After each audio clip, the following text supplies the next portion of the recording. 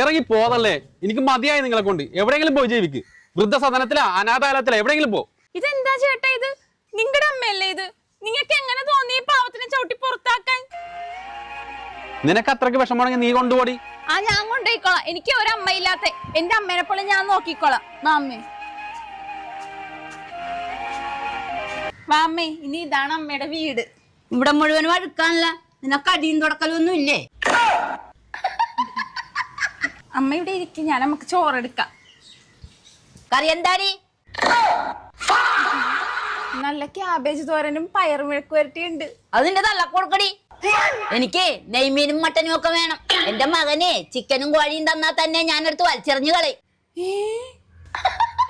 ഞാനൊരു കാര്യം ചോദിക്കട്ടെ, അമ്മച്ചിനെ ശരിക്കും എന്തിനാ മോൻ പുറത്താക്കിയത്? അതെന്റെ മരുമോള് കൊണ്ടുവന്നൊരു ചായ തന്നു. മധുരവും ഇല്ല, കടുപ്പവും ഇല്ല, ഭയങ്കര ചൂടും. ഞാൻ ആ ചായ എടുത്ത് അവക്കടെ